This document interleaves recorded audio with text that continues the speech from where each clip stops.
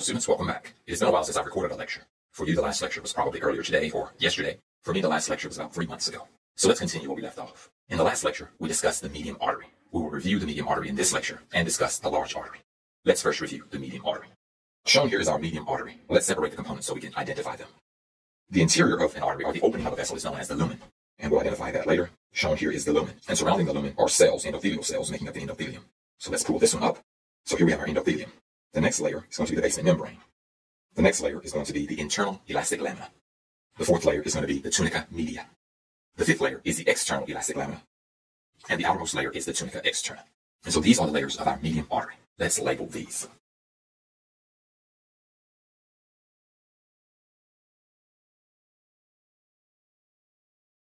And so shown here are the layers of the medium artery.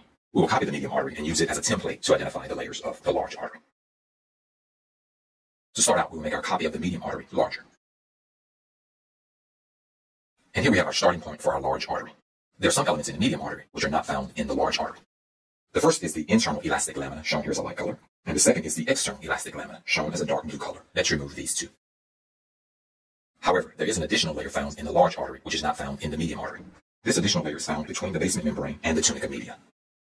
At this point, we will draw the additional layer that's found in the large artery. In order to do this, we will need to temporarily remove the endothelium and the basement membrane.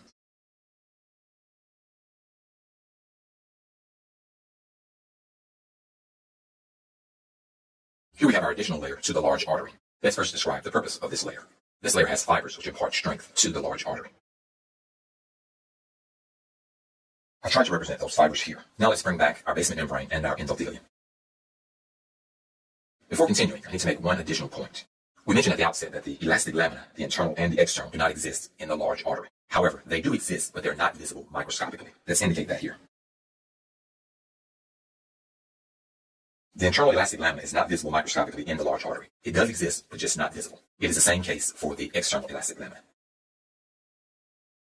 Both the internal elastic lamina and the external elastic lamina are not visible microscopically in the large artery. This new layer is simply called collagenous tissue because it's primarily composed of collagen. And so the fibers here are collagen fibers primarily.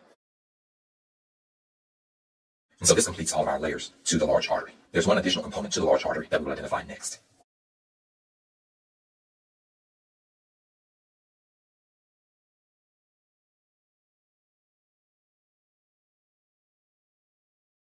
Now we've drawn all of our items. Next we will annotate these elements and others.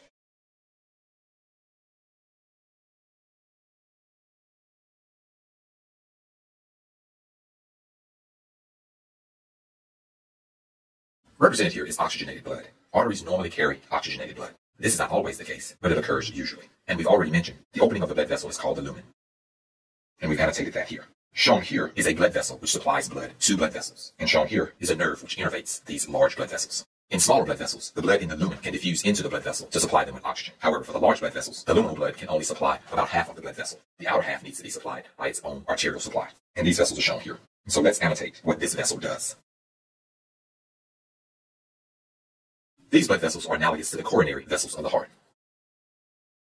The name for these vessels is a Latin term. But before giving you that name, I'm going to give you the literal meaning. The literal meaning of the term is vessels to the vessels. And the Latin term is vasa vasorum. Vasa vasorum literally means vessels to the vessels.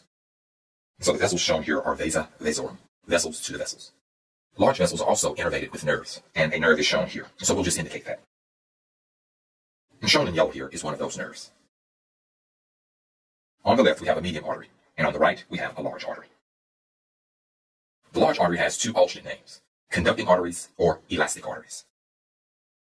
The medium arteries also have alternate names. Medium arteries are also known as distributing arteries or muscular arteries. And so that completes our review of the medium artery and our lecture on the large artery. I hope that you learned a lot.